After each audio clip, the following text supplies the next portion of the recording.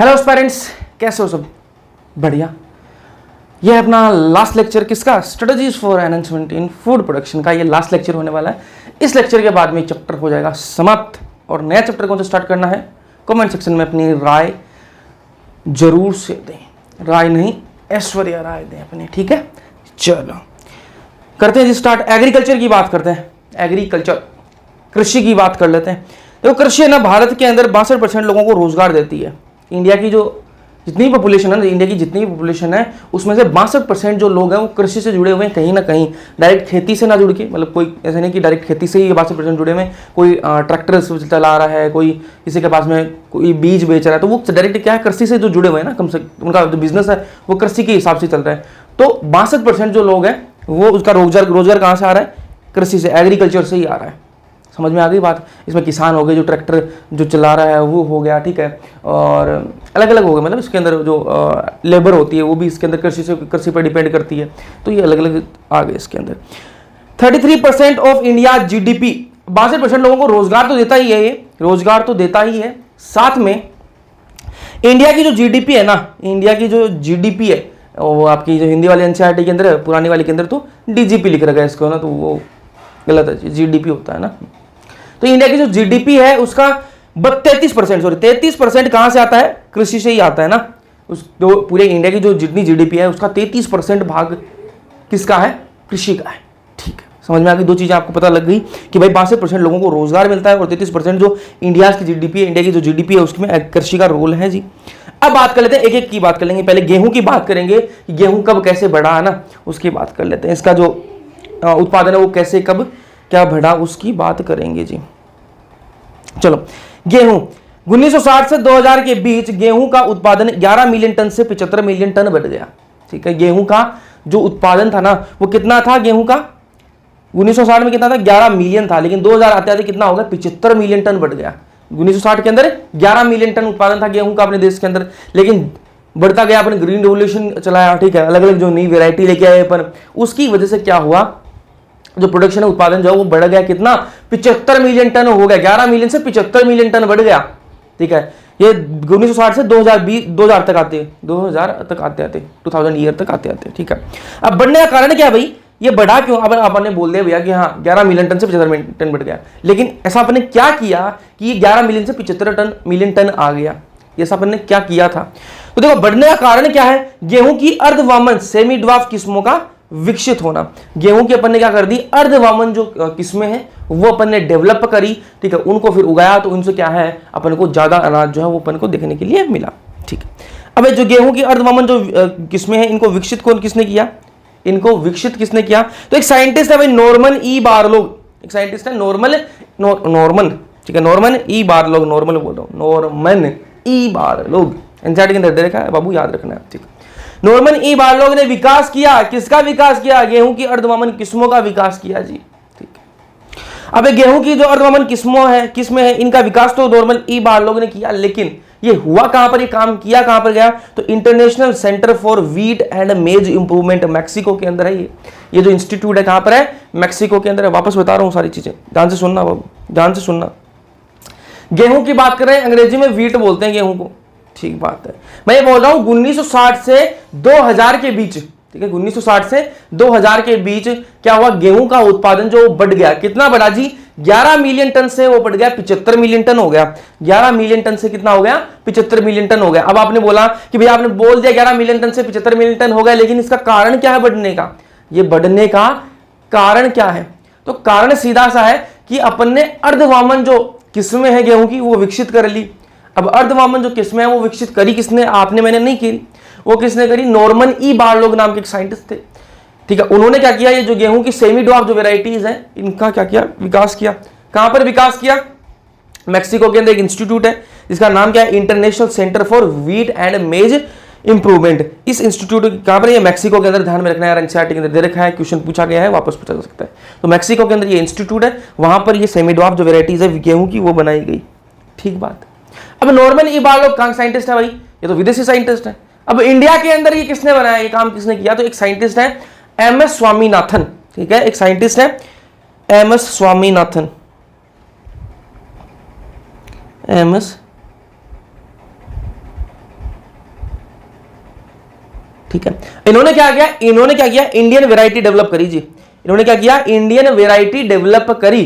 ठीक है, Indian variety कौन सी डेवलप करी इन्होंने, इंडियन वेराइटी कौन सी, एक सोनालिका और कल्याण सोना। ठीक है, अब देखो ये विदेशी जो भी किस्म जो भी वैरायटी आएंगी उनका नाम भी यार अलग ही होगा ना।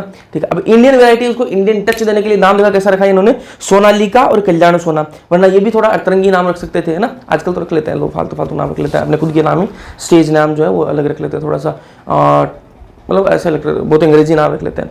लेकिन इनको इसलिए रखा जाता है नाम, तो वो अंग्रेजी नाम क्यों रखते हैं, तो कुछ जो सिंगर जो परफॉर्मर्स हैं जो एक्टर्स हैं वो अपना नाम चेंज कर लेते हैं और वो थोड़ा सा कूल नाम रख लेते हैं। क्यों रख लेते हैं, क्योंकि आजकल की जो जनरेशन है ना, जो ये अब जनरेशन चल रही है इंग्लिश मीडियम वाली जनरेशन है, इनको क्या है वो नाम थोड़ा अट्रैक्टिव लगते हैं, तो इसमें वो अपनी जमाने के लिए, क्योंकि देखो 2000 से पहले वाले वैसे भी नहीं देख रहे उनको। ठीक है, जिनका जन्म 2000 से पहले का हो गया वो वैसे भी नहीं देख रहे उनको, ये 2002 2003 बाद के जो लोग हैं वही उनको देख रहे हैं। ठीक है, तो इस वजह से वो अपना नाम जो है उस हिसाब का ही रखते हैं ताकि उनको थोड़ा अट्रैक्ट करें और कूल लगे उनके सामने, बस इसलिए वो अपना नाम रखते हैं। अब इनकी जो टारगेट ऑडियंस है भाई, उनकी टारगेट ऑडियंस कौन सी है, ये जो नई नई जो जनरेशन आई है ना, ये वाली टारगेट ऑडियंस है, इसलिए वो अपना नाम वैसा रखते हैं, कूल नाम रखते हैं। ठीक है, लेकिन ये इनका नाम सोनालिका कल्याण सोना ऐसा नाम क्यों रखा जाता है, क्योंकि इनकी टारगेट ऑडियंस कौन सी है, किसान है जी, फार्मर है। अब उसके सामने आप कोई ऐसा फैंसी सा नाम लेके जाओगे तो लात नहीं मार देगा ना कि भाई कि उसको आधे बार तो बोलना नहीं आएगा। ठीक है, वो जाके जाएगा दुकान पर, हाँ भाई ये फलानी चीज़ दे दो, उसको समझ में नहीं आ रही, दुकान वाले को समझ में आ रही है ना उसको समझ में आ रही है। तो इसलिए ऐसे नाम रखे जाते हैं तो उनको कनेक्ट कर पाए, उनको कनेक्ट करे, ऐसे नाम रखे जाते हैं। तो इसलिए सोनालिका बिल्कुल ईजी है, बढ़िया किसान बोल सकता है, जाके खरीद भी सकता है और बढ़िया इसका मार्केटिंग बढ़िया हो सकती है, जुड़ जाता है ना इंसान। ठीक है, तो इंडियन वैरायटी, इंडियन टच है इसमें, सोनालिका कल्याण सोना। ठीक है, और ये भी क्या है, ये कनेक्ट होता है ना, इंडियन नाम है तो कनेक्ट होते हैं, इसलिए ऐसे नाम रखे जाते हैं। तो इंडियन वैरायटी कौन सी है भाई, गेहूं की इंडियन वैरायटी कौन सी है, सोनालिका और कल्याण सोना। कब आई है, 1963 के अंदर आई है, ईयर याद रखना भाई, 1963 के अंदर ये वैरायटीज आई, कौन कौन सी, सोनालिका और कल्याण सोना। किसकी वैरायटी है, गेहूं की। अब थोड़ी देर बाद मैं आपको राइस की वैरायटी बताऊंगा, चावल की, धान की वैरायटी बताऊंगा, तो आप कंफ्यूज हो जाओगे यार, फिर बाद में आपको कंफ्यूजन होती है कि यार कौन सी किसकी वैरायटी थी। अभी मैं आपको पहले बता देता हूं, उसके बाद में ट्रिक बताता हूं ना। चलो आगे चलते हैं, राइस की बात करते हैं, गेहूं की बात कर लिया, राइस की बात कर लेते हैं ना। 1960 से 2000 के बीच धान का उत्पादन 35 मिलियन टन से 89.5 मिलियन टन बढ़ गया। ठीक है, अब देखो वहां पर कितना बढ़ा था, 11 मिलियन से 75 मिलियन टन होगा गेहूं का, यहां पर भी देखो बढ़ा है 1960 से, वही क्योंकि हरित क्रांति शुरू हुई थी भाई, ग्रीन रेवोल्यूशन जो स्टार्ट हुआ था 1960 के अंदर, तो 1960 से 2000 के बीच धान का उत्पादन वो कितना बढ़ गया, 35 मिलियन टन था 1960 के अंदर, और वो 2000 आते आते कितना हो गया, 89.5 मिलियन टन जो है वो बढ़ गया। ठीक है, अब एक इंस्टीट्यूट है जी, एक इंस्टीट्यूट है, ये भी क्यों बढ़ा, ये क्यों बढ़ा, क्योंकि इसमें भी वेराइटीज अपन ने नई नई वेराइटीज बनाई, कौन सी वेराइटीज बनाई उसकी बात कर लेंगे अभी। एक इंस्टीट्यूट है IRRI, कौन IRRI। ठीक है, फुल फॉर्म क्या है, इंटरनेशनल राइस रिसर्च इंस्टीट्यूट। ये कहां पर, फिलीपींस के अंदर, वो कहां पर थी, मैक्सिको के अंदर थी। ठीक है, वीट वाली कहां पर थी, मैक्सिको के अंदर थी, और ये कहां पर है, फिलीपींस के अंदर है। भाई देखो इनके फुल फॉर्म आपको पता होना चाहिए, पूछ लेता है एग्जाम के अंदर, तो आपको पता होनी चाहिए फुल फॉर्म। वीट कहां पर डेवलप हुआ, नॉर्मन ई बारलोग ने डेवलप किया था, कहां पर, मैक्सिको के अंदर। ठीक बात है, और राइस की डेवलपमेंट कहां हुई, IRRI, international rice research institute, Philippines के अंदर। ठीक है, ये कहां पर है, फिलीपींस के अंदर है। ठीक है, अब देखो इनकी जो ये बढ़ा है उत्पादन, किसकी वजह से बढ़ा है, ये जो राइस वैरायटी पर नई डेवलप करी ना, जो नई नई राइस वैरायटी पर डेवलप करी है, उनकी वजह से ये जो प्रोडक्शन है वो 35 मिलियन टन से 89.5 मिलियन टन बढ़ गया। अब कौन सी राइस वैरायटी है, एक है IR8, एक है IR8। ठीक है, ये कहां पर डेवलप हुई जी, इसमें आई आ रहा है ना, नाम में स्टार्टिंग में क्या आ रहा है, IR आ रहा है। ठीक है, तो क्या कर देंगे, IRRI, इस इंस्टीट्यूट में, जो भी मैंने आपको इंस्टीट्यूट दिया ना, ये international rice research institute Philippines, इसके अंदर ये IR8 जो राइस की वैरायटी है ये वाली डेवलप हुई, कोई दिक्कत नहीं है। फिर एक और वैरायटी दे रखी है एनसीईआरटी के अंदर, क्या है, ताइचुंग नेटिव 1। क्या है, ताइचुंग नेटिव 1, नाम में क्या रहा है, ताई आ रहा है। ठीक है, क्या है, ताई आ रहा है, इससे क्या कहां पर डेवलप हुई है, ताइवान के अंदर डेवलप हुई। कोई दिक्कत आएगी, नहीं भूलोगे ना ये चीज, नहीं भूलोगे। ठीक है, वापस बता रहा हूं, एक इंस्टीट्यूट है IRRI, international rice research institute Philippines. ठीक है, अब राइस वैरायटी एक है IR8, नाम में आई आ रहा है, इसलिए क्या बोल दिया अपन ने, भाई ये IRRI के अंदर क्या डेवलप हुई है, याद करने का तरीका बता रहा हूं ना, रीजन ये नहीं कि IRRI इसलिए बोल दिया, इतना याद करने का तरीका है। फिर ताइचुंग नेटिव 1। ठीक है, ताई आ रहा है इसमें, ताई तो ताइवान हो जाएगा, कहां पर डेवलप हुई, ताइवान, तो याद रहेगा, भूलोगे नहीं। अब बात कर लेते हैं इंडियन वेरायटी की, इंडियन वेरायटी की बात करते हैं, राइस की इंडियन वेरायटी कौन सी है, तो कौन सी है, जया और रत्ना। सुषमा नहीं है, सुषमा नहीं है, जया और रत्ना। तो अब देखो ये जया और रत्ना, ये नाम भी देखो इंडियन टच वाले, इंडियन टच वाले नाम है ना, तो जो किसान है उसको एकदम से दिमाग में फिट बैठेगा, उसकी टारगेट ऑडियंस वही है ना। ये जो बीज बना रहे हैं, जो ये वैराइटीज बनाई जा रही हैं, इनकी टारगेट ऑडियंस, इनको पता है कि हमारी टारगेट ऑडियंस फार्मर है। ऐसा नहीं है कि वो 10 साल का लड़का हमारी खरीदेगा, ठीक है, वो 10 साल का लड़का बीज नहीं खरीदेगा, तो कूल नाम रखने का कोई मतलब नहीं है, ठीक है। इसलिए जो जिनकी टारगेट ऑडियंस ये है ना, जो नई नई जनरेशन वाले लोग हैं, उनके कूल नाम होते हैं। जैसे प्रोडक्ट आप देख लो, वही प्रोडक्ट आप देख लो, जो बच्चों को टारगेट कर रहा है ना, उनके नाम थोड़े से अजीब होते हैं, ठीक है, अलग ही होते हैं, तो वो बच्चों को ज़्यादा अट्रैक्ट करते हैं, ठीक है। समझ में आ गई बात? चलो, अब मैं आपको बोला था ये गेहूं की आप भूल जाओगे। अब आपको ये पता है कि सोनालिका है, एक कल्याण सोना है, एक जया और रत्ना है। अब आप भूल जाओगे एग्जाम के अंदर कि भाई जया और रत्ना किसकी वैरायटी है, गेहूं की वैरायटी कर दोगे। अब जया और रत्ना को क्या कर दोगे, गेहूं की वैरायटी कर दोगे, कल्याण सोना सोनालिका को क्या कर दोगे, राइस की वैरायटी कर दोगे। आप इंटरमिक्स कर दोगे, इनको भूल जाओगे कि कौन सी किसकी थी। इसको याद करने का एक सिंपल सी जो ट्रिक है, ट्रिक क्या ही है, नॉर्मल बात है यार, वो आपको दिमाग में रखनी है। क्या बात है, कभी नहीं भूलोगे। सोनालिका नाम में क्या आ रहा है, सोनालिका के नाम में क्या आ रहा है, सोना आ रहा है। क्या आ रहा है, सोना। ये वाला सोना नहीं, ये वाला सोना नहीं, सोना मतलब गोल्ड, ठीक है, गोल्ड, गोल्ड, ठीक है, सोना, गोल्ड, ठीक है। और कल्याण सोना के नाम में क्या आ रहा है, सोना आ रहा है, ठीक है। सोनालिका के नाम में सोना, कल्याण सोना के नाम में सोना। अब सोना से क्या मतलब निकला, गोल्ड से मतलब क्या निकला, तो मैं बोल रहा हूं कि गोल्ड जो है ना, या मैं आपको लिख देता हूं, अलग से लिख देता हूं यार इसको, सोना वाला गोल्ड, ठीक है। अब गोल्ड का कलर कैसा होता है जी, येलोविश कलर होता है। गोल्ड का कलर सबको पता है, येलोविश कलर होता है, ठीक है। और व्हीट सबने देखा होगा, गेहूं सबने देखा होगा, गेहूं का रंग भी कैसा होता है, पीला पीला रंग होता है, येलोविश होता है। गोल्ड का रंग भी कैसा होता है, सोने का रंग भी कैसा होता है, येलोविश पीला पीला होता है। और आपके जो गेहूं है उसका रंग भी पीला पीला होता है। तो आपको याद रहेगा कि जिसमें सोना आ रहा है उसका रंग पीला है, तो वो गेहूं की वैरायटी है। समझ में आ गई बात। अब जया रत्ना जो बच गई वो किसकी होगी, राइस की वैरायटी होगी। कभी नहीं भूलोगे, कभी नहीं भूलोगे। सोनालिका और कल्याण सोना में दोनों में सोना सोना आ रहा है, और सोने का रंग तो पीला होता है, और गेहूं का रंग भी तो पीला होता है, इसलिए कल्याण सोना और सोनालिका गेहूं की वैरायटी है, और जया और रत्ना किसकी है, राइस की वैरायटी है। समझ में आ गई, गेहूं और राइस समझ में आया। आगे चलते हैं, फिर बात करेंगे शुगरकेन की, बात करेंगे गन्ने की, बात करेंगे ना। अब गन्ने की दो वेराइटीज है। एक वेराइटी है जो कहां पर ग्रो करती है, नॉर्थ इंडिया के अंदर ग्रो करती है, ठीक है। ये जो सेकरम बारबेरी है ना, सेकरम बारबेरी जो वो कहां ग्रो करती है, ग्रो इन नॉर्थ इंडिया के अंदर ग्रो करती है। एक है सेकरम ऑफिसिनेरम, सेकरम है ऑफिसिनेरम, ये कहां ग्रो करती है, साउथ इंडिया के अंदर ग्रो करती है। एक कहां करती है, उत्तरी भारत के अंदर, एक दक्षिणी भारत के अंदर ग्रो करती है। ठीक बात है, कोई दिक्कत नहीं, ग्रो करने दो, तो करने दो। दिक्कत कहां आ रही है कि भाई नॉर्थ वाले जो ग्रो करवाओ, ये वैरायटी सेकरम बारबेरी ग्रो करवाओ, और साउथ वाले सेकरम ऑफिसिनेरम करवाओ, कोई दिक्कत नहीं। दिक्कत तो कोई नहीं है, लेकिन दिक्कत उसमें सेकरम बारबेरी के अंदर दिक्कत है। क्या दिक्कत है भैया, इसकी जो स्टेम है ना, इसका जो तना होता है, अब देखो गन्ने के अंदर क्या है, मेन क्या है, तना ही तो है ना, ठीक है। वो एक बड़ी सी लठ सा होता है, लाठी सी होती है, ठीक है, वो तना ही तो है मेन, ठीक है।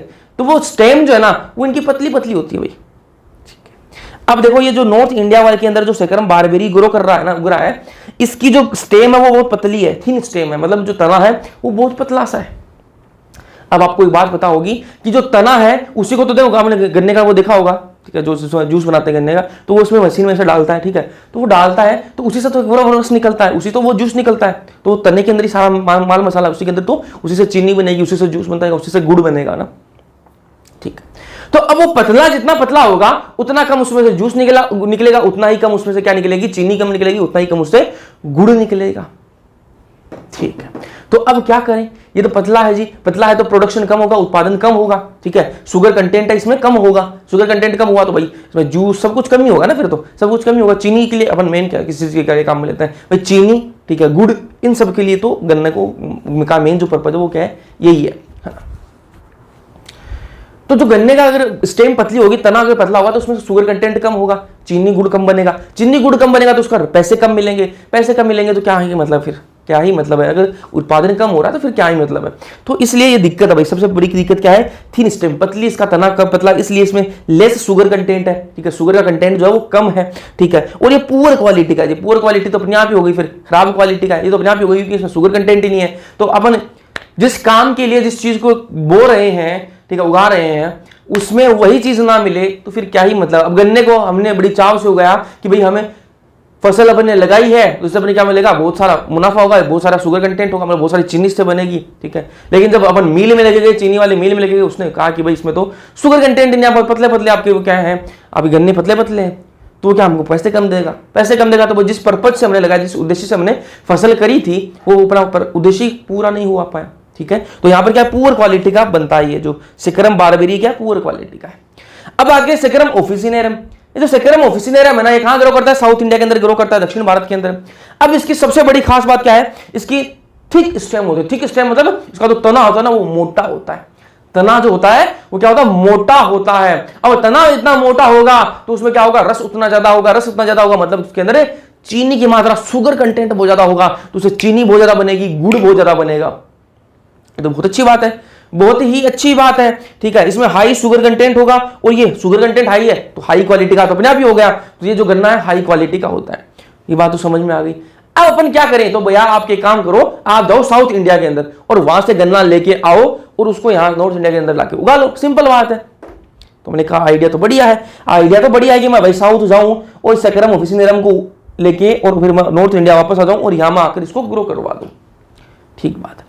लेकिन दिक्कत यह है कि ये जो सेक्रम ऑफिसिनेरम है ना, सेक्रम ऑफिसिनेरम है, इसको नॉर्थ इंडिया का क्लाइमेट सूट नहीं करता, इसको वातावरण यहाँ का सूट नहीं करता, ठीक है। यहाँ के वातावरण के अंदर ये नहीं रह सकता। साउथ इंडिया के अंदर तो ये बढ़िया उग जाएगा, वहां पर बढ़िया ग्रोथ दिखाएगा, वहां पर सब कुछ बढ़िया करेगा, वहां पर उत्पादन भी बढ़िया देगा। लेकिन जैसे इसको नॉर्थ इंडिया के अंदर लाके ग्रो करेंगे तो यहाँ का जो वातावरण है इसको सूट नहीं करेगा, यह इसमें उसको सहन नहीं कर पाएगा, और यहाँ पर जो इसका जो प्रोडक्शन है, जो उत्पादन है वो अच्छा नहीं रहेगा, उग ही नहीं पाएगा।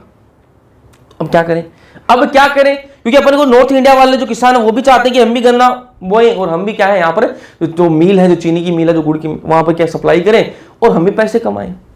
बात तो ठीक है, तो क्या किया जाए, क्या किया जाए।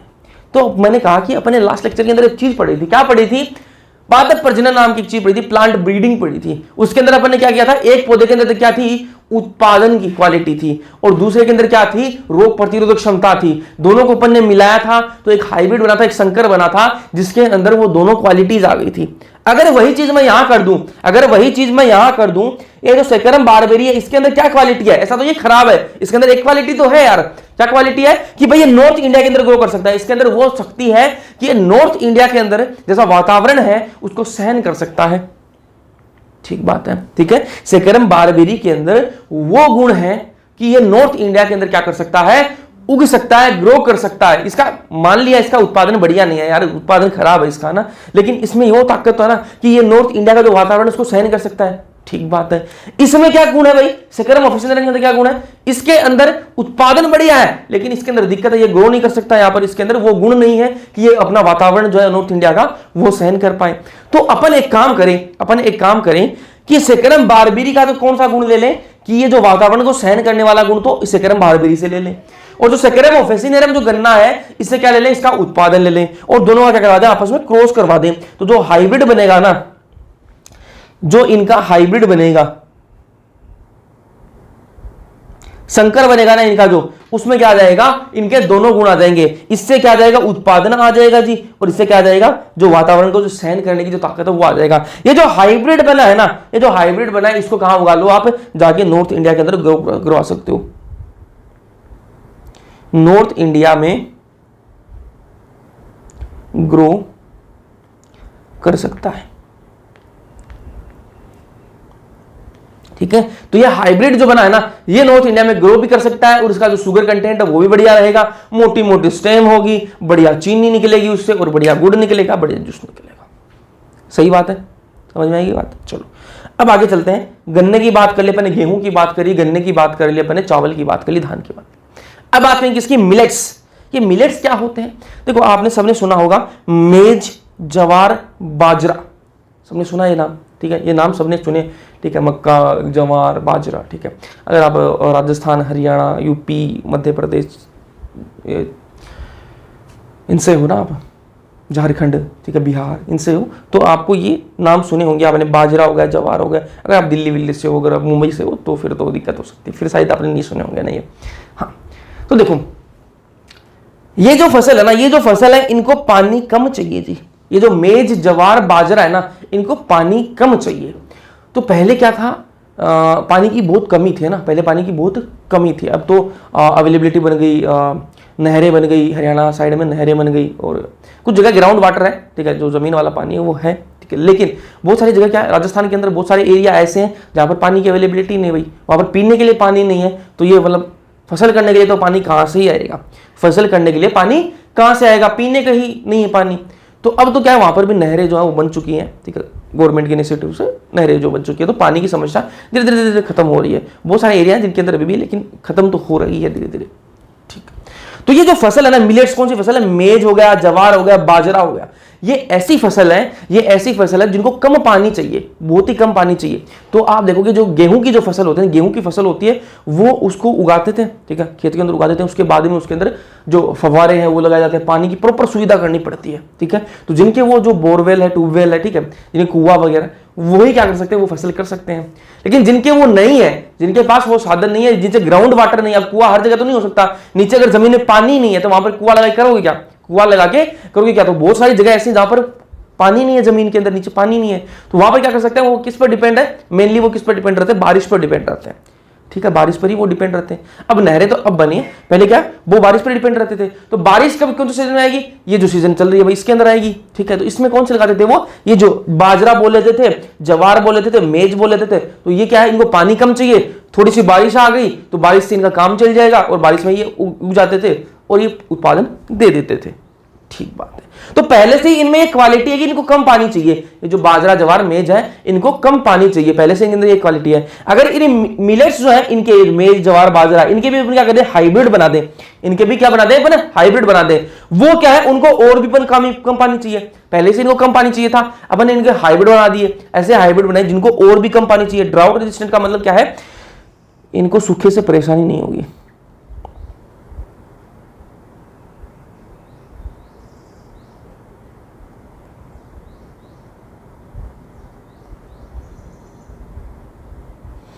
अरे मांझा, सूखे से परेशानी नहीं होगी इनको, है ना। तो पहले से इनको मतलब पानी कम चाहिए था, फिर अपने हाइब्रिड बना दिए, संकर बना दिए, संकर बाजरा का नाम सुना होगा ना, संकर बाजरा, है ना। तो उससे क्या, उसको और पानी कम चाहिए, उसको और भी पानी कम चाहिए, तो मतलब थोड़ी सी बारिश भी आ जाएगी तो काम चल जाएगा, काम चल जाएगा, है ना। चलो फिर आगे चलते हैं, ये अपन ने बात कर ली, इनकी सबकी बात कर लिया ना, गेहूं की जो मेन चीजें अपने एनसीईआरटी के अंदर देखी थी वो अपने सारा कवर कर लिया। देखो इस चैप्टर के अंदर जितना पढ़ाया जा रहा है उतना ही काफी, इसको ज्यादा डीप में, जहाँ डीप में, जिस चैप्टर के अंदर ज्यादा डीप के अंदर जाना जरूरी होगा वहां पर जाया जाएगा, अन्यथा जो टाइम फालतू लगाने का कोई मतलब नहीं, क्योंकि जो चीज पूछी नहीं जा रही है उसको पढ़ने का कोई मतलब नहीं है ना। वरना तो ऐसा भी है ना, एक चैप्टर पर पूरी एक बुक होती है, ठीक है, एक पूरा सब्जेक्ट होता है एक चैप्टर पर, ठीक है। अब जब जैसे हायर स्टडीज में जाते हैं तो एक एक चैप्टर पर पूरा, अब ये प्लांट ब्रीडिंग है, अपने आपने एक दो लेक्चर के अंदर कर लिया ना, लेकिन ऐसा तो प्लांट ब्रीडिंग में लोग पूरी जिंदगी निकाल देते हैं पढ़ते पढ़ते, है ना। तो अपन उस चीज में नहीं जाएंगे, मतलब कोई ओड़ नहीं है भाई, कोई भी ओड़ नहीं है, कोई भी एंड नहीं है किसी भी सब्जेक्ट का, किसी भी चैप्टर का कोई एंड नहीं, किसी भी टॉपिक का कोई एंड नहीं है, उसको जितना डीप में आप जाते रहोगे वो उतना ही बड़ा होता जाएगा। लेकिन अपनी एग्जाम के लिए कितना इंपॉर्टेंट है यार, अपना उतना ही पढ़ेंगे ना, फालतू में पढ़ने का क्या ही मतलब है, जितना अपन को समझ में आ जाए और जितना एग्जाम के अंदर पूछा जा रहा है, बस अपना काम एग्जाम तक है ना। एग्जाम के बाद आपको प्लांट ब्रीडिंग क्यों पढ़नी है भाई, क्यों पढ़नी है आपको, नहीं पढ़नी है ना प्लांट ब्रीडिंग, नहीं पढ़नी, एग्जाम के लिए आपको इंपॉर्टेंट है ना। बाकी आपको जो चीजें पढ़नी है वो आपको मेडिकल कॉलेज पढ़ाएगा, फिर वो किस चीज के लिए है ना। Plant breeding for disease resistant, अब आपको क्या बनानी है भाई, ऐसी वैरायटी बनानी है जिसके अंदर रोग प्रतिरोधक क्षमता हो, ठीक है, ये मैं लिख देता हूं,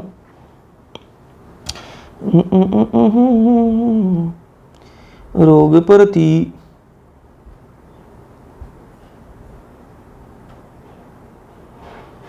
ठीक है।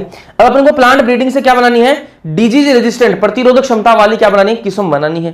तो ये अपन पहले ही कर चुके हैं यार, कैसे कर चुके हैं भैया, देखो अपन ने किया था, क्या किया था, प्लांट ब्रीडिंग जब अपन पढ़ी थी, पादप प्रजनन अपन ने पढ़ा था, उसके अंदर क्या किया अपन ने कि एक अपन ने उत्पादन वाला लिया, ठीक है, एक प्लांट ऐसा लिया था अपन ने जिसके अंदर उत्पादन बढ़िया था, एक प्लांट अपन ने ऐसा लिया था जिसके अंदर क्या था, डिजीज रेजिस्टेंट था, ठीक है, वो क्या था, डिजीज रेजिस्टेंट था, ठीक है, रोग प्रतिरोधक क्षमता थी उसके अंदर। लास्ट लेक्चर के अंदर बात कर रहा हूं ना, उसके अंदर फिर अपन ने क्या किया था, तो उसका संकर बनाया था, हाइब्रिड बनाया था, और उसके अंदर किसी एक के अंदर वो क्वालिटी आ गई थी। तो वो जो सारी 5 स्टेप है ना, जो सारी 5 स्टेप है वही यहां आ जाएंगी।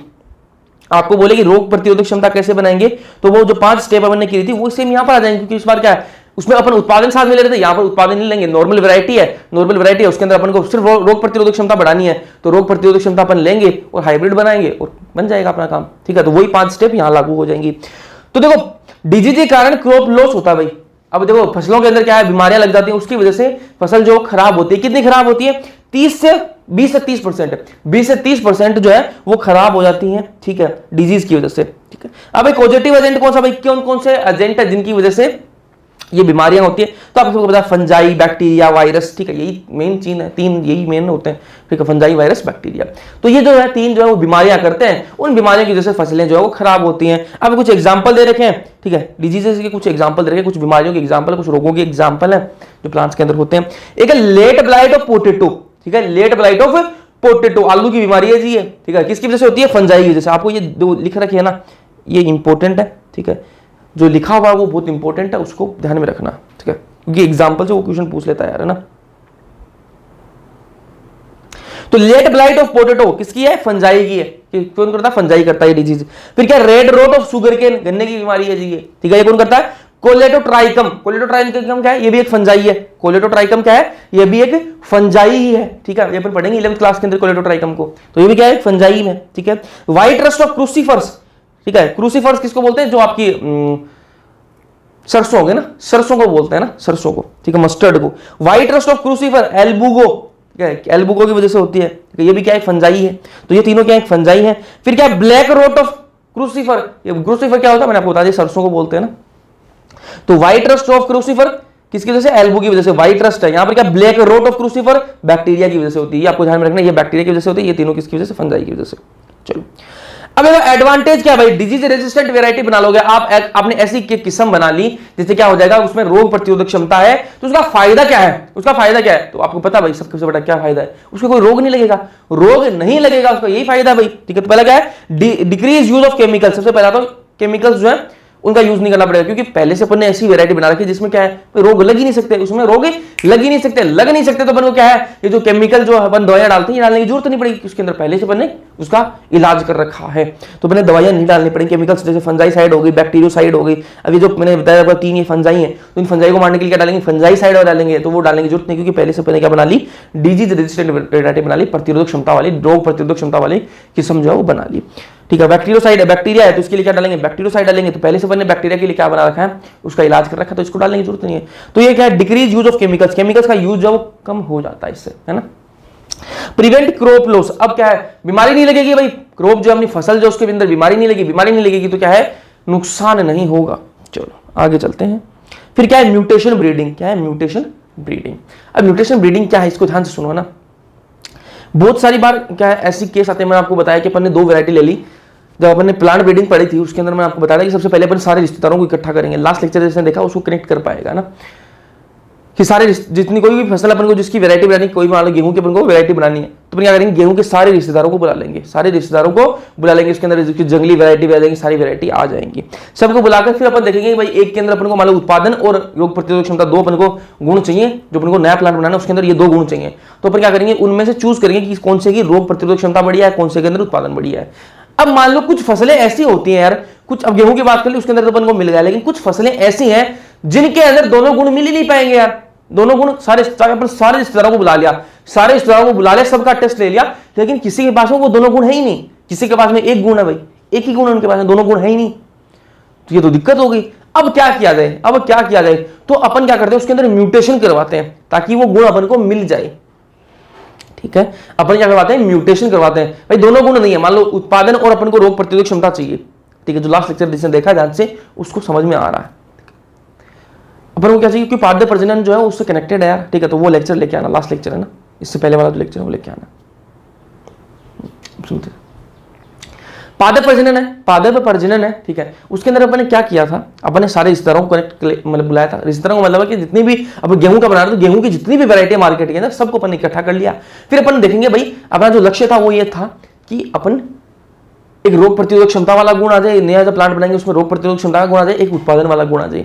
ठीक है, लेकिन कुछ फसल ऐसी होती है, कुछ प्लांट ऐसे होते हैं जिनके आप सारे रिश्तेदारों को बुला लो, सारी वैरायटी जितने मार्केट के अंदर है सबको आपने इकट्ठा कर लिया, लेकिन फिर भी आपको जो गुण आपको चाहिए वो साला है ही नहीं किसी में, वो है ही नहीं किसी में, है ना।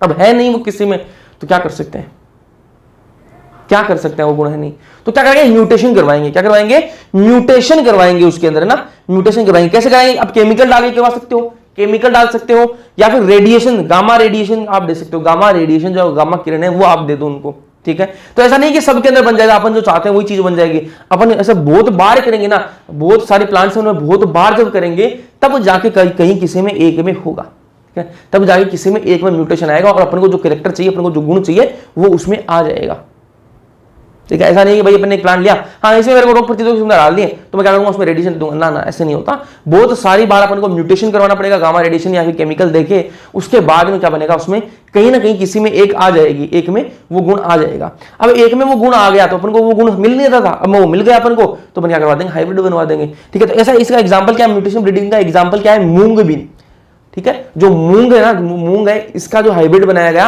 वो किससे, म्यूटेशन ब्रीडिंग से बनाया गया, मूंग बीन का म्यूटेशन ब्रीडिंग से बनाया ये, ठीक है। और ये किससे, देखो मूंग बीन पर क्या लग जाते थे, ये येलो मोजेक वायरस है ना, येलो मोजेक वायरस जो है वो लग जाते थे, मूंग बीन पे क्या लग जाते थे, येलो मोजेक वायरस जो है वो लग जाते थे, ठीक है, और पाउडरी मिल्ड्यू, ये दो चीजों की से परेशानी थी अपन को। अब ये दो चीजों से परेशानी थी, अपन ने क्या बनाया है, एक नई वैरायटी बनाई जो इनसे क्या है, रेजिस्टेंट है जी, इन दोनों से क्या है, रेजिस्टेंट है, इन दोनों चीजों से क्या बनाई अपन ने, रेजिस्टेंट बनाई। कैसे बनाई, म्यूटेशन ब्रीडिंग से बनाई। एग्जाम के अंदर पूछा जा सकता है किसको, मूंग बीन को बनाया अपन ने, ठीक है। कैसे बनाते हैं, रेडिएशन करते कैसे, म्यूटेशन ब्रीडिंग करते कैसे, केमिकल या फिर रेडिएशन डाल के अपन म्यूटेशन ब्रीडिंग करते हैं। कोई दिक्कत है नहीं होनी चाहिए। चलो आगे चलते हैं। तो ये आपकी एनसीईआरटी के अंदर टेबल दे रखी है, ये टेबल्स आपको याद होनी चाहिए। कैसे याद करोगे, यही आपका होमवर्क आज का। 3 टेबल है इस चैप्टर के अंदर, 3 ही है ना, देखते हैं 3 होनी चाहिए, ठीक है। ये आपका 3 नहीं है, 3 है, एक मैंने बना भी रखी है ना, 3 है। ये आपका होमवर्क है जी, होमवर्क है। क्या होमवर्क है, आपको ये जो टेबल्स दे रखी हैं ये आपको लिख लिख के याद करनी है, ठीक है। ऐसे याद नहीं होंगी, लिख लिख के याद करोगे तभी आपको याद होंगी, है ना। ट्रिक विक बताऊंगा लेकिन वो लास्ट में बताऊंगा, अभी ट्रिक मैं आपको ट्रिक पर डिपेंड नहीं होने देना चाहता। क्यों नहीं होने देना चाहता, इसलिए नहीं होने देता था क्योंकि ट्रिक इतनी सारी अगर मैं आपको बताऊंगा, ठीक है, बहुत सारी ट्रिक। अब तो शुरुआत हुई है चैप्टर्स की, ट्रिक मैं आपको चाहूँ तो हर चैप्टर के अंदर बता सकता हूँ, लेकिन इसलिए नहीं बता सकता क्योंकि लास्ट के अंदर इतनी सारी ट्रिक हो जाएंगी आपको कि उन ट्रिक्स को याद करने के लिए आपको ट्रिक बनानी पड़ेगी। तो फिर ऐसी ट्रिक किस काम की भाई, ऐसी ट्रिक ही किस काम की कि आपके पास में इतनी सारी भाई बहुत सारी 100 से ऊपर ट्रिक हो जाए, तो फिर वो ट्रिक याद करोगे। इससे बढ़िया तो यही याद कर लो, कॉन्सेप्ट याद कर लो ना। तो हर चीज में ट्रिक आपको एक बार के लिए बढ़िया लगता है कि हाँ इसकी मुझे ट्रिक पता लग गई, इसकी मुझे ट्रिक पता, एक बार के लिए वो आपको बढ़िया फील दे देता है, ठीक है, फील करा देगा आपको बढ़िया। लेकिन वो आप जब लास्ट में जब एग्जाम में जाओगे तो वो ट्रिक यार क्या थी, एक नाम भी भूल गए ना ट्रिक के अंदर तो सारी ट्रिक खराब, फिर सारी ट्रिक खराब हो जाती है ना। इसलिए जब ट्रिक पर डिपेंड नहीं रहना है, अभी जब टाइम आएगा तब आपको बता दी जाएगी। इसलिए ये जो टेबल आपको याद रखनी है कि क्रॉप कौन सी है भाई, वीट जो है ना, गेहूं की जो है, इसकी कौन सी वैरायटी है, हिमगिरी, इसकी वैरायटी है हिमगिरी। वो किससे रेजिस्टेंस है, इन डिजीजेस, लीफ और स्टाइप रस्ट और हीलबंट, इनसे क्या है वो रेजिस्टेंस आ गया उसके अंदर। ये हिमगिरी के अंदर इन जो बीमारी है इनसे क्या है रेजिस्टेंस है। फिर बात करें ब्रेसिका, सरसों, ठीक है, पूसा सवर्णिम, ठीक है, ये केरल राई बोलते हैं इसको, ठीक है, व्हाइट रस्ट से क्या है रेजिस्टेंस आ गया इसके अंदर। अब पूसा क्या है, पूसा क्या है, ये देखो इंस्टीट्यूट है पूसा, ठीक है, जहां पर ये काम होता है, ठीक है। कॉलीफ्लावर, कॉलीफ्लावर, ठीक है, पूसा शुभ्रा और पूसा स्नोबॉल K1, ठीक है, ये जो 2 वैरायटी है कॉलीफ्लावर की। कॉलीफ्लावर कौन सा होता है, जो आपकी फूल गोभी है ना, फूल गोभी, ठीक है, उसकी बात हो रही है, ठीक है। पूसा शुभ्रा और पूसा स्नोबॉल, ठीक है। ब्लैक रोट और कर्ल ब्लाइट ब्लैक रोट, ये आपको याद रखने पड़ेंगे ही पड़ेंगे, ये बीमारी आपको याद रखनी पड़ेंगी, है ना। काउपी है फिर, ठीक है, काउपी का क्या होगा, पूसा कोमल वैरायटी है काउपी की, ठीक है, और बैक्टीरियल ब्लाइट से ये रेजिस्टेंस आ गया इसके अंदर। फिर क्या चिली, चिली क्या मिर्ची, सॉरी, पूसा सदाबहार है, चिली मोजक वायरस से, टबैको मोजक वायरस से और लीफ कर्ल से क्या है रेजिस्टेंट हो गई, कौन सी वैरायटी की वजह से, पूसा सदाबहार जो वैरायटी है इसकी वजह से। तो ये आपको याद रखने पड़ेंगे। फिर एक है ओकरा, ओकरा क्या होती है, भिंडी होती है, क्या होती है, भिंडी मास्टर, भिंडी होती है ना, तो भिंडी है, ओकरा, ओकरा का कॉमन नेम है, ठीक है। और जो साइंटिफिक नेम है यहाँ पे आपको याद रखना पड़ेगा, एब्लेमोस्कस, ठीक है, एब्लेमोस्कस एस्कुलेंटस, एब्लेमोस्कस एस्कुलेंटस, ठीक है, ये इसका साइंटिफिक नेम है ना ओकरा का। तो इसकी कौन सी वैरायटी है, परभानी क्रांति इसकी वैरायटी है, जो किसके किससे रेजिस्टेंस है, येलो मोजेक वायरस जो, उससे क्या रेजिस्टेंस है, तो ये आपको याद रखना है। चलो अब बात करें इंसेक्ट रेजिस्टेंट वैरायटी। अब ऐसे कुछ इंसेक्ट है जो फसल खराब करते हैं, फसल को खराब करते हैं, कुछ ऐसे इंसेक्ट है मान लो कि ये क्या अपना जो है प्लांट है जी, ये क्या प्लांट है, फसल लगी हुई है, प्लांट है ना। कुछ क्या होते हैं कीड़े ऐसे आते हैं, इंसेक्ट ऐसे आते हैं जो आके इसकी जो ये जो प्लांट है इसकी जो स्टेम है इसके अंदर क्या कर देंगे, छेद कर देंगे। इसकी जो तना है इसके अंदर क्या कर देंगे, छेद कर देंगे। छेद करके क्या करेंगे, इसके अंदर जो माल मसाला है ना, इसके अंदर जो माल मसाला है उसको खींच लेंगे, चूस लेंगे उसको पूरे को, ठीक है। स्टेम के अंदर जितना भी माल मसाला है उसको सारे वो चूस लेंगे।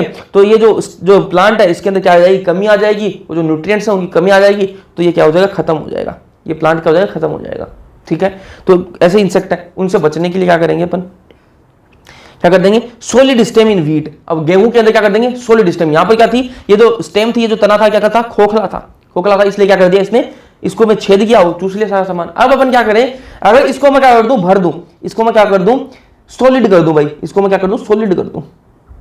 पहले खोखली थी तब इसने चूस लिया मामला, ठीक है। अब मैं क्या कर दूं, उसको भर दिया जी, अब सॉलिड हो गई है, सॉलिड हो गई तो ये आएगा, इसको क्या करेगा, छेद करना चाहेगा, लेकिन इससे छेद नहीं हो पाएगा। तो पहला अपन क्या कर लिया, फीचर क्या कर दिया, सॉलिड स्टेम इन व्हीट। गेहूं के अंदर अपने सॉलिड स्टेम ले आए, किससे बच गए अपने, स्टेम्स ऑफ फ्लाई। ये तो स्टेम्स ऑफ फ्लाई है इसका नाम अभी, ठीक है, ये क्या करते हैं, छेद कर देती है। फिर क्या, हेरी लीफ, दूसरा क्या, हेरी लीफ, किससे बचा जाएगा, ये सीरियल बीटल और जैसिड से ये बचा देता है।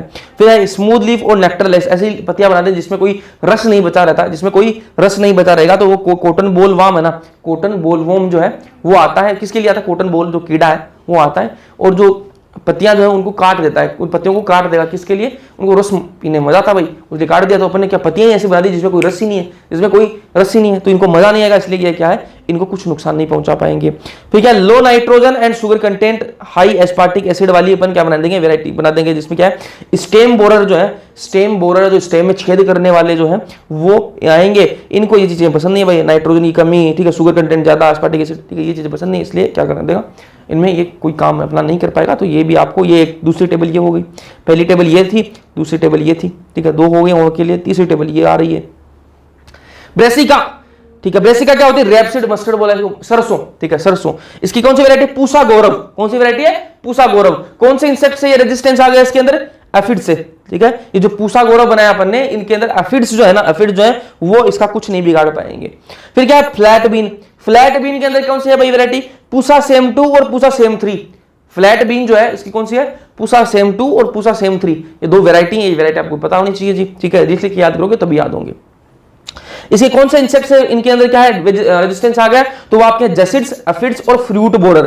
फ्रूट बोरर कौन से, मान लो आपने बैंगन देखा सबने, बैंगन, ठीक है, तो बैंगन के अंदर क्या कर देते हैं, बैंगन देखा आपने, उसमें छेद कर देते हैं ना, फ्रूट बोरर, ठीक है, वो छेद कर देंगे उसके अंदर, ठीक है, कीड़े लग जाते हैं। ऐसे हर एक जो सब्जी है, फल है, उसके अंदर क्या कर देते हैं, कुछ कीड़े ऐसे होते हैं जो छेद कर देते हैं उनके अंदर, है ना, छेद कर देंगे तो वो खराब हो जाएगी फिर, ठीक है, तो वो क्या है, फ्रूट बोरर वही है।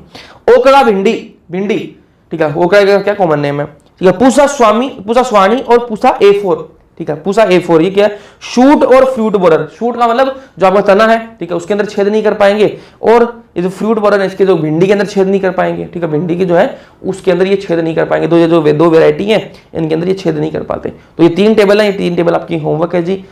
उम्मीद करता हूँ आप सारे करके और ग्रुप के अंदर भेजोगे, मजा आएगा, ठीक है, मजा आएगा, आपको फायदा होगा। आपको अभी आपकी बातों आपको लग रही है कि यार कौन करेगा होमवर्क, लेकिन लास्ट में बहुत मजा आने वाला है। फिर बात करेंगे बायो फोर्टिफिकेशन की, बात कर लेते हैं बायो फोर्टिफिकेशन।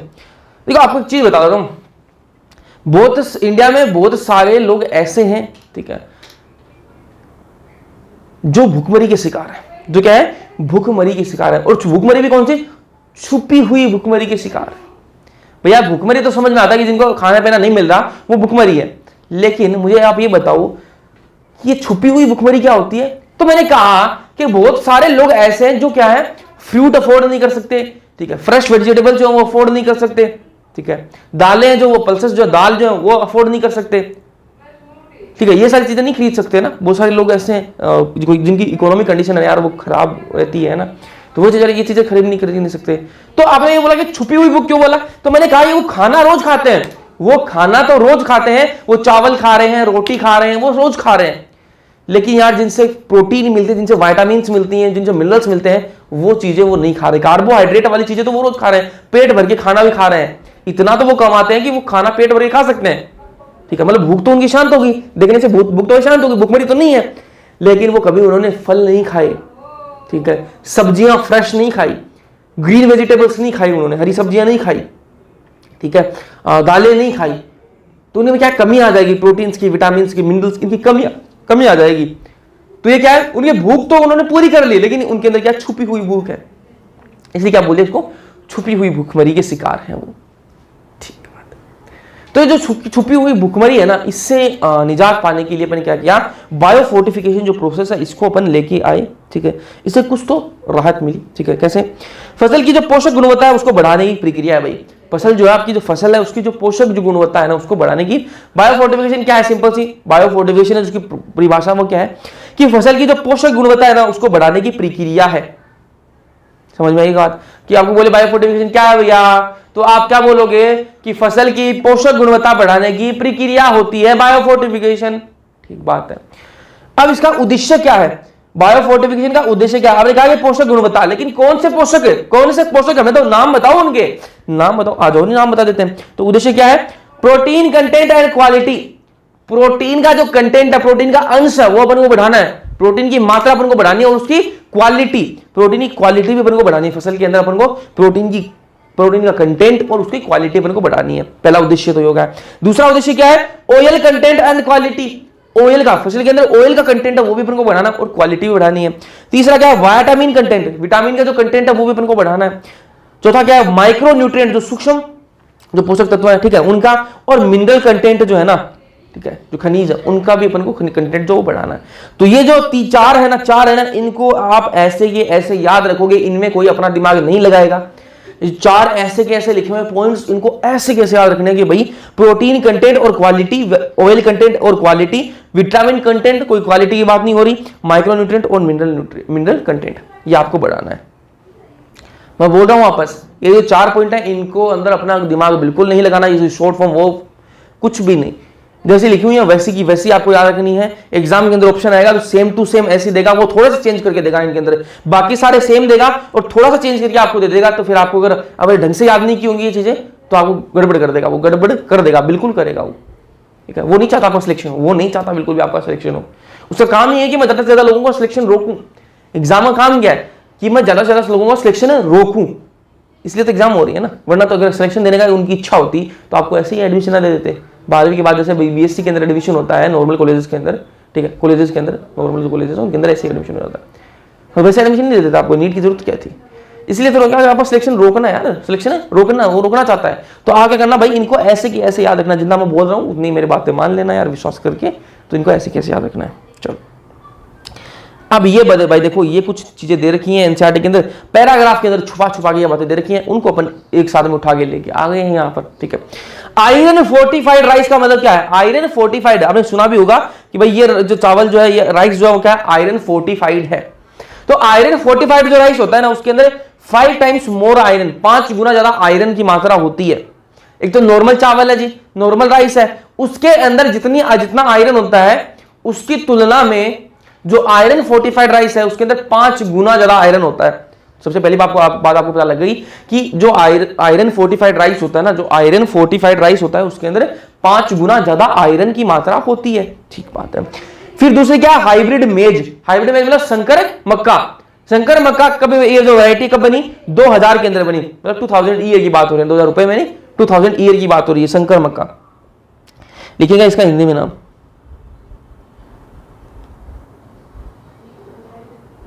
संकर मक्का ना। संकर मक्का वो 2000 के अंदर बनाई गई ये वैरायटी है ना। उसके अंदर खास बात क्या थी भाई, देखो मैंने आपको बताया आयरन फोर्टिफाइड के अंदर खास बात क्या है, इसके अंदर 5 गुना ज्यादा आयरन की मात्रा होती है, जो नॉर्मल राइस है उससे 4-5 गुना ज्यादा मात्रा होती है। लेकिन संकर मक्का की बात करें इसके अंदर क्या गुण है भाई, 2 टाइम्स लाइसिन, ठीक है, 2 गुना ज्यादा लाइसिन होता है, 2 गुना ज्यादा ट्रिप्टोफैन होता है। ये क्या है, अमाइनो एसिड है, क्या है, अमाइनो एसिड है। ठीक है, ये अमाइनो एसिड है, लाइसिन ट्रिप्टोफैन क्या है, अमाइनो एसिड है। जो नॉर्मल मक्का आता है ना, जो नॉर्मल मक्का आता है उसके अंदर ये लाइसिन ट्रिप्टोफैन इनकी क्या है, जितनी मात्रा होती है उससे 2 गुनी मात्रा किसके अंदर की, संकर मक्का के अंदर होती है। ठीक है, फिर एक वैरायटी है एटलस 66, एटलस 66 एक वैरायटी है। किसकी वैरायटी है भैया, ये गेहूं की एक वैरायटी है, गेहूं की एक वैरायटी है एटलस 66। ठीक है, इसका क्या, इसके अंदर हाई प्रोटीन कंटेंट होता है। जो अपना नॉर्मल गेहूं आता है ना, जो नॉर्मल गेहूं आता है उसके अंदर जितना प्रोटीन होता है उससे ज्यादा प्रोटीन किसके अंदर पाया जाएगा, एटलस 66 नाम की एक वैरायटी आती है गेहूं की, उसके अंदर हाई प्रोटीन कंटेंट होता है। ठीक है, फिर बात करें आपको, जब ये नॉर्मल चीजें आपको पूछ भी लेते हैं भाई, किसके अंदर विटामिन ए होता है, किसके अंदर विटामिन सी होता है, ये सारी चीजें आपको पूछ लेते हैं ना, घर के अंदर भी पूछ लेते हैं, रिश्तेदार दोस्त भी पूछ लेते हैं, नीट की तैयारी कर रहे हो, नीट की तैयारी करना मतलब साइंस के एक्सपर्ट हो आप, है ना। सबको ये लगता है कि आप साइंस, आपको तो बहुत ज्यादा आती होगी यार, है ना। हाँ, जो मतलब जिनको, जो आपके घर वाले, आपके दोस्त रिश्तेदार, उनको लगता है भाई नीट की तैयारी कर मतलब लड़का आधा डॉक्टर तो बन चुका है, ठीक है, आधा डॉक्टर तो बन चुका है। आपको कोई तो मतलब डॉक्टर साहब दवाई बता दो ना। जैसे नीट के अंदर, नीट के लोगों को पता चला कि हाँ नीट की तैयारी स्टार्ट कर रहा हमारा लड़का लड़की, है ना, तो भी लगा हाँ मेरा हाथ देख के बताना मेरे को बुखार है या नहीं है, ठीक है, मेरे को दवाई बता, तैयारी स्टार्ट करी, डॉक्टर बन थोड़ी ना गया, ठीक है, ये चलता है ना। तो आपको पूछ लेते हैं भाई, हाँ भाई बता कि तू तो साइंस पढ़ता है ना, बता इसमें कौन से में विटामिन ए है, कौन सा विटामिन सी, तो ये आपको पता होना चाहिए ना। तो विटामिन ए वाली भाई कौन कौन सी है, तो गाजर है, पालक है, कद्दू है। गाजर पालक कद्दू के अंदर विटामिन ए है, वो भर भर के मिलता है आपको, ठीक है, गाजर पालक कद्दू के अंदर। विटामिन सी की बात करें तो करेला हो गया, बथुआ हो गया, सरसों हो गई, टमाटर हो गया, इनके अंदर विटामिन सी की मात्रा भर भर के आपको मिलती है। विटामिन ए का गाजर, कद्दू और आपका क्या हो गया पालक। विटामिन सी के अंदर करेला, बथुआ, सरसों, टमाटर। अब आपको बोले कि भाई आयरन और कैल्शियम की मात्रा किसके अंदर होती है, आपको वो पूछ रहे कि भैया आपको विटामिन ए का पता है, विटामिन सी का पता है, हमें तो ये बताओ आयरन की और कैल्शियम की मात्रा किसके अंदर होती है। तो आप बता देना कि पालक और बथुआ के अंदर, पालक बथुआ अंदर क्या होती है, आयरन और कैल्शियम की मात्रा भर भर की होती है। फिर आपको बोले प्रोटीन की मात्रा किसके अंदर ज्यादा होती है, तो आपको पता है दालों के अंदर, जो दाल है इनके अंदर क्या होती है, प्रोटीन की मात्रा होती है। तो ब्रोडबीन हो गया, लबलब हो गया, फ्रेंच और गार्डन भी हो गया, इनके अंदर क्या प्रोटीन की मात्रा भर भर के मिलती है। तो ये आपको नाम याद रखने हैं क्योंकि आपके एनसीईआरटी के अंदर देखे, मैंने अपने मन से नहीं बताए, एनसीईआरटी के अंदर देखे वही बातें हैं। फिर अब भैया single cell protein, single cell protein, एकल कोशिका प्रोटीन, ये क्या होती है। देखो मैंने आपको बताया कि अपन क्या करना है इस चैप्टर के अंदर, फूड प्रोडक्शन बढ़ाने की बात करेंगे। इस चैप्टर के अंदर क्या बात करेंगे, फूड प्रोडक्शन बढ़ाना अपना मेन मोटिव है इस चैप्टर के अंदर।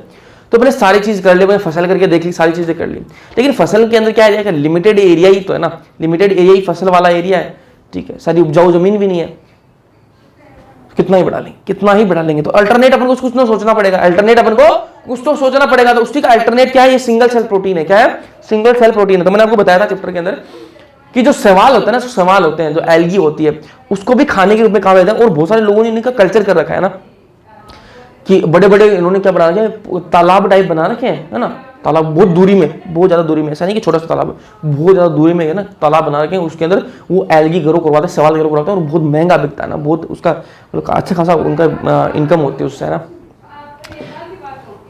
तो सिंगल सेल प्रोटीन की बात करें, सिंगल सेल प्रोटीन, एकल कोशिका प्रोटीन, इसके अंदर क्या होगा, एक ब्लू ग्रीन एल्गी है, एक ब्लू ग्रीन एल्गी है, ठीक है, ये एल्गी नहीं बैक्टीरिया ही है, ब्लू ग्रीन एल्गी है, स्पाइरुलिना, ठीक है, स्पाइरुलिना। ये जो स्पाइरुलिना, इसको किसमें स्पेस फूड के रूप में काम में लिया जाता है। जो लोग स्पेस में जाते हैं उसको स्पाइरुलिना लेके जाते हैं और वहां स्पेस में इसको खाते हैं ना, क्यों खाते हैं इसको, can be used as food. ये है तो क्या ब्लू ग्रीन एल्गी है, क्या है, ब्लू ग्रीन एल्गी स्पाइरुलिना, ठीक है, लेकिन इसको फूड के रूप में यूज किया जा सकता है। क्यों यूज किया जा सकता है भाई, क्योंकि इसके अंदर ये रिच इन प्रोटीन है, प्रोटीन की मात्रा बहुत ज्यादा होती है, इसके अंदर कार्बोहाइड्रेट ज्यादा होता है, मिनरल होता है, फैट होता है, विटामिन होती है। और क्या चाहिए अपन को, और चाहिए क्या, विटामिन है, फैट है, कार्बोहाइड्रेट है, ठीक है, प्रोटीन, सारी चीजें तो है। तो और चीजें चाहिए क्या अपन को इसमें, तो इसलिए क्या है, स्पाइरुलिना को अपन क्या है, खाने के रूप में, फूड के रूप में इसको यूज किया जा सकता है, स्पेस फूड के रूप में इसको काम में लेते हैं, ठीक बात है। बैक्टीरिया की बात करते हैं, फिर बैक्टीरिया की बात करते हैं, तो क्या मिथाइलोफाइलस, मिथाइलोट्रोपस, मिथाइलोफाइलस से मिथाइलोट्रोपस एक बैक्टीरिया है, एनसीईआरटी के अंदर दे रखे हैं ना ये चीजें। एक बैक्टीरिया है मिथाइलोफाइलस से मिथाइलोट्रोपस नाम का एक बैक्टीरिया है। काऊ जैसे देखो, अपन एक एग्जांपल लेते हैं, गाय जो है ना वो कितने किलो की होती है, 250 किलो की मान लो गाय को, एग्जांपल है, गाय का वेट कितना है, 250 किलो का वेट है भाई गाय का, है ना। वो कितना प्रोटीन देती है, 200 ग्राम प्रोटीन देती है। गाय का वेट कितना है, 250 किलो वेट है, कितना प्रोटीन देता है, 200 ग्राम ऑफ प्रोटीन देती है। और का वेट कितना है, 250 किलो वेट है ना, और वो प्रोटीन कितना दे रही है, 200 ग्राम प्रोटीन दे रही है यार, 200 ग्राम प्रोटीन, ठीक है। अब बैक्टीरिया की बात करें, यही जो बैक्टीरिया मिथाइलोफाइलस, मिथाइलोट्रोपस जो बैक्टीरिया है ना, मिथाइलोफाइलस जो बैक्टीरिया है, ये 250 ग्राम बैक्टीरिया भी ले लोगे ना, 250 ग्राम बैक्टीरिया आपने लाए, उसको कल्चर किया, तो कितना प्रोटीन दे सकता है पता है आपको, दिमाग खुल जाएगा, दिमाग खुल जाएगा, 25 टन ऑफ प्रोटीन दे सकता है वो। जहां पर अपने पास में गाय थी, 250 किलो की गाय थी, वो अपने पास में कितना प्रोटीन दे रही थी, 200 ग्राम प्रोटीन दे रही थी। और वहीं अपन ने ये बैक्टीरिया लेके आए मिथाइलोट्रोपस, ठीक है, मिथाइलोफाइलस, मिथाइलोट्रोपस जो बैक्टीरिया लेके आए, ये 250 ग्राम बैक्टीरिया लेके आए, 250 ग्राम ही बैक्टीरिया लेके आए, और कितना अपन ने प्रोटीन दे दी इसने, 25 टन प्रोटीन दी है इसने, ठीक है। तो अपने पास में क्या है, ये बैक्टीरिया क्या है, प्रोटीन का एक बहुत बड़ा सोर्स है यार, बहुत बड़ा सोर्स है, तो इसको लोग खाने के रूप में यूज में लेते हैं, ठीक है। मशरूम सब जानते हो, मशरूम सब जानते हो, इसके अंदर प्रोटीन की मात्रा बहुत होती है, रिच इन प्रोटीन, प्रोटीन बहुत ज्यादा होती है इसके अंदर, ठीक है। चलो अब बात करेंगे किसकी, टिश्यू कल्चर, लास्ट के अंदर आ चुके हैं अपन इस चैप्टर के अंदर, है ना। बस 5 मिनट का, 5-10 मिनट का हो रहा है। टिश्यू कल्चर, माइक्रो प्रोपेगेशन भी इसको बोलते हैं, सोमेटिक एम्ब्रियोजेनेसिस बोलते हैं, और हिंदी में इसको उत्तक संवर्धन इसको कहा जाता है, उत्तक संवर्धन। टिश्यू कल्चर है क्या ये बवाल? देखो ये अपन ने एक प्लांट ले रखा है जी, अपन ने एक प्लांट ले रखा है। अब मैं क्या करूं, मुझे इस प्लांट से एक नया प्लांट बनाना है, तो क्या बोलो भाई रिप्रोडक्शन करवा दो? नहीं जी, मुझे रिप्रोडक्शन से नहीं बनाना, मुझे रिप्रोडक्शन से नहीं बनाना, मैं एक अलग तरीके से बनाऊंगा, मैं एक अलग तरीके से प्लांट। अगर रिप्रोडक्शन से मैं गया तो वो कब बीज बनेंगे, कि फिर कब प्लांट वो उगेगा, कि फिर कब नया प्लांट बनेगा, इतना टाइम हमारे पास में नहीं है। तो मैं क्या करूं, क्या करूं, एक नया प्लांट बनाऊंगा। इसी प्लांट से कैसे बनाऊंगा वो ध्यान से देखना। इस एक प्लांट से मैं इसका एक पार्ट काट लूं, मैं इसका एक भाग काट लूं, ठीक है, और वो मैं ऐसा भाग काटूंगा जो कैसे कौन क्या होगा, वायरस फ्री होगा, ठीक है, और जल्दी जल्दी डिवाइड करे। अब आपके दिमाग में आ रहा होगा ऐसा कौन सा पार्ट होता है भाई प्लांट के अंदर, ऐसा कौन सा भाग होता है जो वायरस फ्री भी हो और जल्दी जल्दी डिवाइड भी करे, विभाजन भी जल्दी जल्दी करे, जिसमें वायरस भी ना हो? तो मेरिस्टम टिश्यू होता है ना, मेरिस्टम जो टिश्यू होता है, मान लो मैंने यहां से ये भाग काट लिया है, तो ये लीफ दिख रही है आपको, लेकिन मान लो ये कि अपन काटा है ना, ये अपन ने ले लिया, ये क्या है, मेरिस्टम टिश्यू है, मेरिस्टम टिश्यू है। और मेरिस्टम टिश्यू की खास बात क्या है जी, ये क्या है, वायरस फ्री होता है, इसके अंदर वायरस नहीं होता। वायरस नहीं होगा, अच्छी बात है, कोई रोग नहीं आएगा, जो नया प्लांट बनेगा उसके अंदर कोई रोग नहीं आएगा, ठीक बात है। और क्या है, ये डिवाइड रैपिडली, ये जल्दी डिवाइड करता है,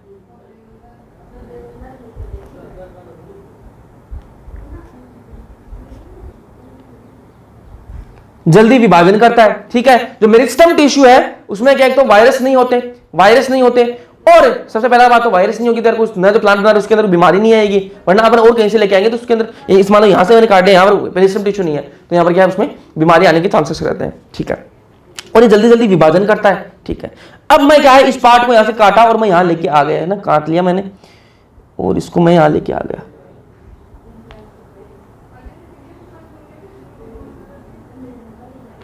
ठीक है, ये मैं लेके आ गया। अब इसको क्या बोलेंगे, ये जो मैं लेके आया हूं ना, इसको क्या बोलेंगे, एक्सप्लांट बोलेंगे। जो ये मैं भाग इतना सा काट के लेके आया हूं उसको क्या बोलते हैं, एक्सप्लांट बोलते हैं, एक्सप्लांट बोलते हैं, ठीक है। अब ये एक्सप्लांट जो है ना, ये एक्सप्लांट है, इसमें एक क्षमता होती है, इसमें क्या होती है, एक क्षमता होती है, उसको क्या बोलते हैं, टोटीपोटेंसी। इसमें टोटीपोटेंसी होती है, टोटीपोटेंसी होती है। अब आप बोलोगे भैया टोटीपोटेंसी क्या बवाल है, टोटीपोटेंसी क्या बवाल है? तो मैंने कहा टोटीपोटेंसी वह होती है, टोटीपोटेंसी का मतलब है कि वो इसमें एबिलिटी होती है, वो इसमें योग्यता होती है कि ये नए प्लांट के अंदर ग्रो कर सकता है। एक प्लांट का एक भाग नए प्लांट, पूरे नया प्लांट बना दे, उस योग्यता को क्या बोलते हैं, टोटीपोटेंसी कहा जाता है, ठीक है। पौधे का एक भाग, पौधे का एक भाग पूरे प्लांट में विकसित हो जाए, विकसित हो जाए, उस योग्यता को टोटीपोटेंसी कहा जाता है,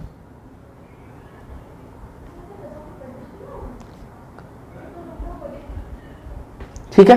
तो मैंने आपको क्या बताया कि मैं यहां पर एक प्लांट था मेरे पास में, एक प्लांट था मेरे पास में, मैंने क्या किया, उसका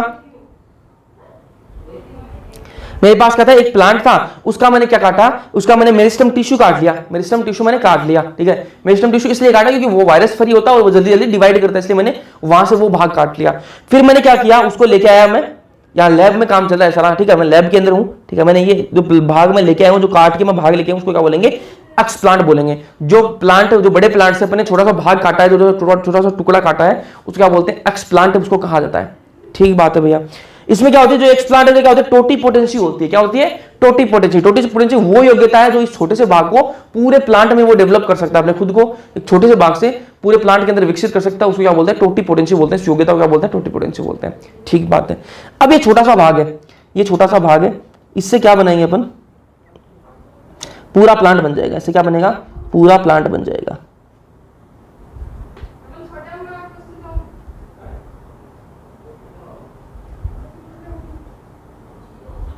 ठीक है, पूरा प्लांट बन गया, इससे क्या है, पूरा प्लांट बन गया। तो जो नया प्लांट बना ना वो क्या है, सोमा क्लोन बोलेंगे, इसको क्या बोलेंगे, सोमा क्लोन बोलेंगे। सोमा क्लोन क्यों बोलेंगे, क्योंकि ये जो प्लांट बना था ना अपने पास में, तो पहले से प्लांट था और ये प्लांट था, इनमें कोई फर्क नहीं है, इनमें कोई फर्क नहीं है। ये वाला प्लांट और ये वाला प्लांट बिल्कुल एग्जैक्ट कॉपी है एक दूसरे के, बिल्कुल क्या है, एग्जैक्ट कॉपी। अगर अपन सेक्सुअल प्रोडक्शन कराते हैं ना, अपन जो पढ़ गए हैं अपन, अगर वैसे अपन करवाते हैं कि भाई फूलों से करवा रहे, फिर बीज बने, फिर उगा कब, ठीक है, तब क्या इनमें वेरिएशन आ सकता है, तब इनमें वेरिएशन आ सकते हैं। जैसा पेरेंट था वैसा बच्चा नहीं निकलेगा ना। यहां पर क्या है, यहां पर क्या अपन क्या करवा रहे हैं, इसका टिश्यू कल्चर करवा रहे हैं। तो जैसा ये मेन प्लांट होगा वैसा ही ये प्लांट होगा, इसलिए क्या बोला, इसको सोमा क्लोन बोला। जेनेटिकली कोई डिफरेंस नहीं है, जो वर्ड्स बोल रहा हूं यहां पर उनको ध्यान से सुनना, एग्जाम के अंदर आ सकता है ना। तो इनके अंदर, दोनों के अंदर, ये वाला प्लांट और ये वाला प्लांट, दोनों के अंदर जेनेटिकली कोई डिफरेंस नहीं है, जेनेटिक वेरिएशन बिल्कुल नहीं है, जेनेटिकली बिल्कुल आइडेंटिकल है, सेम टू सेम है, एग्जैक्ट कॉपी है एक दूसरे के।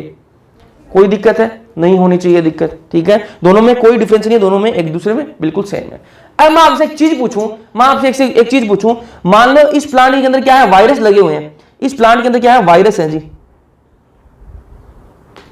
कलर चेंज कर लेते हैं। इस प्लांट के अंदर क्या है, वायरस है, वायरस है, तो क्या इस प्लांट के अंदर भी वायरस होंगे? मैंने आपको कहा कि दोनों एग्जैक्ट कॉपी है, एक दूसरे क्या है, एग्जैक्ट कॉपी है। तो मैं बोल रहा हूं कि इस प्लांट के अंदर क्या लगे हुए, वायरस लगे हुए हैं। जो मेन प्लांट था जिससे अपन ने ये टिश्यू कल्चर किया है, उसके अंदर क्या है, वायरस लगे हुए हैं। तो क्या इस प्लांट के अंदर भी वायरस होंगे? होंगे क्या? जल्दी से चैट में आंसर आना चाहिए, जल्दी से चैट में, कि इस ऊपर वाले प्लांट के अंदर वायरस है, जो मेन प्लांट था उसके अंदर अगर वायरस है तो इसके अंदर भी क्या वायरस होंगे क्या? मैं बोल रहा हूं दोनों एग्जैक्ट कॉपी एक दूसरे के अंदर, कोई डिफरेंस नहीं है, कोई डिफरेंस नहीं है। तो यहां पर इसमें वायरस है तो इसमें वायरस होंगे या नहीं होंगे? आंसर जल्दी से आना चाहिए, वायरस हाँ या ना, होंगे या नहीं होंगे? आंसर जल्दी आना चाहिए। देख रहा हूं मैं आंसर, देख रहा हूं मैं आंसर, है ना। हो गया आपका? अब मैं बताता हूं, चलो आज मैंने आपको बताया था, जो ये बोल रहे हैं ना कि इसमें वायरस होंगे, जो ये बोल रहे हैं कि हाँ इसमें वायरस है तो इसमें भी वायरस होंगे, एक दोनों एग्जैक्ट कॉपी है। तो मैं आपको बोलता हूं कि अपन ने कौन सा टिश्यू लिया था भाई, मेरिस्टम टिश्यू लिया था। वो टिश्यू लिया था प्लांट का जहां पर वायरस होता ही नहीं, वायरस फ्री होता है। ये मेरिस्टम टिश्यू में कभी वायरस नहीं होता, वायरस नहीं होता तो अपन ने टिश्यू ही वो लिया था। इस प्लांट के अंदर वायरस है, मान लिया इस प्लांट के अंदर वायरस लगा हुआ है, लेकिन अपन ने इस प्लांट का वो हिस्सा लिया जिसमें वायरस नहीं होता, ठीक है। तो ये अपन ने मेरिस्टम टिश्यू लिया था, तो इसमें क्या है, वायरस तो आएगा ही नहीं। दोनों जेनेटिकली कोई डिफरेंस नहीं है, लेकिन वायरस कोई जीन है क्या? वायरस प्लांट का जीन थोड़ी ना है। तो इसके अंदर कोई डिफरेंस नहीं है, लेकिन यहां पर इसमें वायरस अलग से लगा हुआ है, वो वायरस इसके अंदर नहीं आएगा, ठीक है। ऐसे क्वेश्चन पूछे जाते हैं। समझ में आ गई आपको बात? सोमा क्लोन क्या है, एक्स प्लांट क्या है, वो सारी चीज आपको समझ में आनी चाहिए। एक्स प्लांट किसको बोला, ये टुकड़ा अपन इससे काट के ले गए थे इस भाग को, इसको बोला एक्स प्लांट। इस एक्स प्लांट के अंदर एक योग्यता होती है, इसको बोलते हैं टोटिपोटेंशियल। योग्यता क्या है, वही एक छोटे से भाग, प्लांट का एक छोटा सा भाग जो पूरे प्लांट के अंदर विकसित हो जाता है, उसको बोलते हैं टोटिपोटेंसी, ठीक है। फिर अपने जो नया प्लांट बना वो क्या, सोमा क्लोन बोलेंगे उसको, क्योंकि ये एग्जैक्ट क्या है, उसकी कॉपी है। जो मेन प्लांट है उसकी क्या है, एग्जैक्ट कॉपी है। चलो लास्ट इस चैप्टर का लास्ट जो है वो क्या है, सोमेटिक हाइब्रिडाइजेशन। सोमेटिक हाइब्रिडाइजेशन, कायिक संकरण, ये क्या है भाई? इसके अंदर कुछ खास बातें हैं नहीं। देखो वैसे अपन ने क्या किया, एक टोमेटो की सेल ली अपन ने, ये क्या है, टमाटर है जी, ये क्या, आलू है, ठीक है। सेल है ना, सेल की बात हो रही है। ये क्या है, टोमेटो की सेल है, टमाटर, ठीक है। और ये क्या, आलू, ठीक है। इनकी कोशिका है ना। अब इनके आसपास क्या होगा, सेल भी हो, सेल वॉल होगी, सब कितनों की क्या है, सेल वॉल है, सेल वॉल है, सेल वॉल है। तो मुझे क्या चाहिए, सिर्फ प्रोटोप्लास्ट चाहिए, मुझे तो सिर्फ प्रोटोप्लास्ट चाहिए। ये तो सोमेटिक हाइब्रिडाइजेशन है, कायिक संकरण है, इसके अंदर मुझे क्या चाहिए, सिर्फ प्रोटोप्लास्ट चाहिए। तो मैं क्या करूंगा, सबसे पहले इन दोनों की सेल वॉल के अंदर क्या डाल दूंगा मैं, इन दोनों की सेल वॉल ले रखी अपन ने लैब के अंदर है, क्या डाला मैंने, सेलुलेज डाल दूंगा। क्या डाल दूंगा, सेलुलेज डाल दूंगा। तो इससे क्या होगा, इनकी जो सेल वॉल है वो सेलुलेज खा जाएगा। सेल वॉल जो है इनकी सेलुलोज से बनी हुई है, तो सेलुलेज आएगा और इनकी सेल वॉल को खा जाएगा। तो अपने पास में जो सेल वॉल है वो हट जाएगी, और क्या बचेगा अपने पास में, ये जी प्रोटोप्लास्ट बचेगा। क्या बचेगा, दोनों का प्रोटोप्लास्ट बचेगा। किसका, टोमेटो का, ये जो पोटैटो है और टोमेटो है, ठीक है। पोटैटो और टोमेटो दोनों के मैंने सेल ली थी, सेल के ऊपर सेल वॉल होती है, कोशिका भित्ति होती है, अपन ने उसमें सेलुलेज डाला और तो क्या हो गया, कोशिका भित्ति जो खत्म हो गई। फिर अपने पास में क्या बचा, प्रोटोप्लास्ट बचा। क्या बचा, प्रोटोप्लास्ट बचा। तो यहां पर पोटैटो है, जो टोमेटो है, पोटैटो टोमेटो, ये एक पोटैटो मान लो, एक टोमेटो मान लो, तो दोनों का अपने पास में क्या है, प्रोटोप्लास्ट है। दोनों को आपस में मिला दिया अपने, फ्यूजन करवा दिया। फ्यूजन करवाएंगे तो क्या मिला अपने पास में, पोमेटो मिला। क्या मिला, पोमेटो मिला। तो जो साइंटिस्ट जो है ना वो चैन से नहीं बैठ सकते, तो उन्होंने क्या किया, टमाटर लिया, उन्होंने सोचा कि हम नया वैरायटी बनाएंगे ना, टमाटर लोग खा रहे हैं, आलू खा रहे हैं, अपन क्या करें, एक ऐसी चीज बनाए जिसमें क्या आ जाए, टमाटर के गुण भी आ जाए और आलू के गुण भी आ जाए। अपन एक ऐसी सब्जी बनाते हैं, नई सब्जी बनाते हैं जिसमें टमाटर के गुण भी आ जाए और आलू के गुण भी आ जाए, ठीक बात है। तो उन्होंने क्या किया, एक टमाटर की सेल ली, कोशिका ले ली, एक आलू की कोशिका ले ली, दोनों के ऊपर कोशिका भित्ति होती है, बिल्कुल होती है। तो अपने क्या करा, सेलुलोज डाल दिया उसके अंदर, तो कोशिका भित्ति खत्म। फिर अपने पास क्या होता है, प्रोटोप्लास्ट। अब दोनों के प्रोटोप्लास्ट को अपन ने मिला दिया, मिलाया तो पोटैटो का था, टोमेटो का था, टमाटर और आलू का था।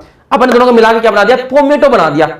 टोमेटो और पोटैटो क्या बना दिया, पोमेटो बना दिया। और आपको बताऊं ये पोमेटो जो वो बन भी गया था, उन्होंने जैसा सोचा था ना वैसा बन भी गया था, पोमेटो बन भी गया था। लेकिन जो उनको गुण चाहिए थे ना, जो एक सब्जी के अंदर गुण होने चाहिए वो नहीं थे। पोमेटो बन गया था, सब्जी एक मतलब दिखने के लिए एक संरचना जो वो तैयार हो चुकी थी, भाई सब्जी आ गई है, लेकिन उसमें कोई गुण नहीं थे। जैसे गुण चाहिए थे उनको वैसे गुण नहीं बन पाए थे, इसलिए क्या किया, फिर फेंक दिया इसको। क्या करते हैं, ठीक है, पोमेटो को फिर हो गया। फिर ये अपना चैप्टर हो गया कंप्लीट। तो चैप्टर कैसा लगा, समझ में आया या नहीं आया, कमेंट सेक्शन के अंदर कमेंट करके जरूर बताओगे।